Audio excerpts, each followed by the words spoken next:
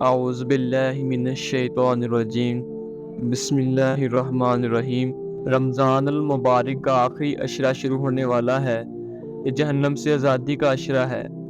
پہلا رحمت، دوسرا مغفرت اور تیسرا جہنم سے آزادی۔ 17 رمضان المبارک بروز جمعہ اسلامی تاریخ کا سب سے عظیم اور سب سے اہم اور سب سے بڑا واقعہ پیش آیا۔ 11 رمضان المبارک کو آپ صلی اللہ علیہ وآلہ وسلم مدینہ سے نکلے اور 17 کو یہ عظیم و شان مارکہ رونما ہوا۔ اس میں اللہ تعالیٰ نے اپنی قدرت کامل کے ساتھ اہل ایمان والوں کی غیبی مدد فرمائی اور اہل ایمان کا حق پہ ہونا ثابت فرمایا۔ اور قریش مکہ جو کہتے تھے کدھر ہے تمہارا اللہ اور کدھر ہے اس کی غیبی مدد، دکھاؤ دکھاؤ، تو اللہ نے بدر میں اس طرح کا نظام بنایا کہ یہ بتایا ہی نہیں کہ ابو جہل 1000 کا لشکر لے کر آ رہا ہے۔ ابو سفیان کا 40 آدمیوں کا قافلہ تھا جسے پکڑنے کے لیے، ان کا مال ضبط کرنے کے لیے یہ حضرات 313، اور یہ عجیب مناسبت ہے، صحابہ اکرام 1,34,000 ہیں اور انبیاء اسلام بھی 1,34,000 ہیں، اور پھر انبیاء میں رسول 313 ہیں اور جنگ بدر کے صحابہ بھی 313 ہیں۔ یہ مناسبت میرے اللہ نے قائم فرمائی، اور جیسے انبیاء میں رسول سب سے اعلیٰ اور سب سے افضل ہیں، ایسے ہی جنگ بدر کے صحابہ 313، 1,24,000 صحابہ ان تمام میں افضل ہیں۔ حدیث مبارکہ میں آتا ہے جبریل نے ایک دفعہ نبی صلی اللہ علیہ وآلہ وسلم سے عرض کی، یا رسول اللہ، آپ کے صحابہ میں سب سے افضل کون ہیں؟ تو آپ صلی اللہ علیہ وآلہ وسلم نے ارشاد فرمایا کہ جو جنگ بدر میں شریک ہوئے وہ سب سے افضل ہیں۔ تو جبریل نے عرض کی، یا رسول اللہ، ملائکہ میں سب سے افضل کون ہیں؟ تو آپ صلی اللہ علیہ وآلہ وسلم نے ارشاد فرمایا، جو جنگ بدر میں شریک ہوئے وہ 7 آسمانوں کے فرشتوں میں سب سے افضل ہیں۔ جنگ بدر کو اللہ تعالیٰ نے ایک تاریخی معرکہ بنایا، اوزار فرمایا۔ سارے لشکر میں 2 گھوڑے تھے، 8 تلواریں تھیں اور 60 نیزے تھے، اور سامنے 300 سوار تھے، 700 تلواریں تھیں، سب نیزے بردار تھے، تیر انداز تھے، پورے کیل کانٹوں سے لیس تھے۔ حضور کریم صلی اللہ علیہ وآلہ وسلم نے تمام صحابہ کو جمع کیا اور ان کی رائے لی، بتاؤ اب کیا کیا جائے؟ تو ابو بکر رضی اللہ عنہ کھڑے ہوئے اور عرض کی، یا رسول اللہ، ہم آپ کے ساتھ ہیں، جو آپ فرمائیں گے اس کے مطابق ہوگا۔ اب پھر آپ صلی اللہ علیہ وآلہ وسلم نے فرمایا، اب بتاؤ بھی کیا کیا جائے؟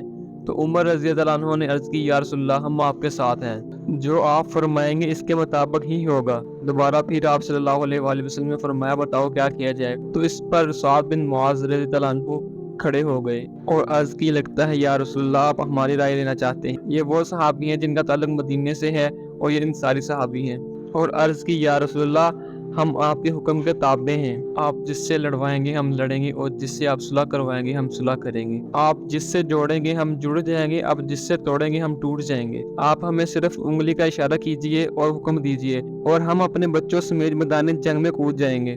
نبی کریم صلی اللہ علیہ وآلہ وسلم کا نورانی چہرہ کھل گیا اور نبی کریم صلی اللہ علیہ وآلہ وسلم نے ارشاد فرمایا کہ جو صحابہ بدر میں شریک ہیں، اللہ پاک نے ان سب کی بخشش فرما دی ہے۔ اور جب آپ صلی اللہ علیہ وآلہ وسلم نے اپنے لشکر کی قسمہ پرسی دیکھی، اسباب کی قلت اور سامنے اتنا بڑا لشکر، اور آپ نے مسلح بچھا لیا اور روتے ہوئے بار بار ایک ہی دعا کر رہے ہیں، یا اللہ، آج تو نے اگر اہل بدر کو ہلاک کر دیا تو تیری بندگی کرنے والا کوئی نہیں رہے گا۔ نبی کریم ساری رات رو کے یہ دعا کرتے رہے، حتیٰ کہ صبح حضرت ابوبکر صدیق رضی اللہ عنہ نے آ کے رسول صلی اللہ علیہ وآلہ وسلم کو تھاما اور فرمایا، یا رسول اللہ، بس کر دیجئے، اللہ کی مدد آ چکی۔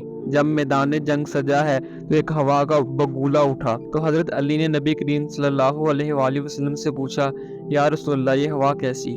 تو آپ نے فرمایا، جبریل 500 فرشتے لے کے اتر آیا ہے۔ پھر دوسرا بگولا اٹھا تو آپ نے پوچھا، یا رسول اللہ، یہ کیا ہے؟ تو آپ نے فرمایا، یہ میکائیل ہے، یہ 500 فرشتے لے کے اتر آیا۔ اللہ کریم نے نبی کریم صلی اللہ علیہ وآلہ وسلم کی مدد کے لیے 1000 فرشتے زمین پہ اتار دیے۔ اہل بدر کو یہ اعزاز حاصل ہے کہ پہلے بھی انبیاء کرام کے لیے اللہ تعالیٰ نے زمین میں فرشتے اتارے، لیکن جو بدر میں فرشتے اترے وہ بہت پہلے فرشتے ہیں جنہوں نے تلوار اٹھائی اور لڑے۔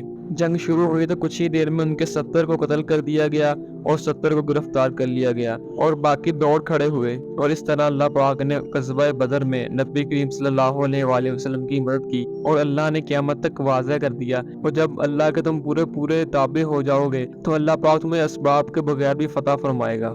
امید کرتا ہوں میری آج کی ویڈیو آپ کو پسند آئی ہوگی۔ ایسی اور اسلامک ہسٹری ویڈیو اور اسلامک وظائف ویڈیو کے لیے میرے چینل کو لازمی وزٹ کیجیے گا، اور اگر آپ ہمارے چینل پر نئے ہیں تو چینل کو ابھی تک سبسکرائب نہیں کیا تو چینل کو سبسکرائب کر لیں اور بیل آئیکن کو پریس کر لیں تاکہ ہماری آنے والی ہر نیو ویڈیو آپ تک پہنچ سکے۔ آنے والی نیو ویڈیو تک مجھے اجازت دیجیے گا۔ اللہ پاک آپ کو حامی ناصر ہو۔ اللہ حافظ۔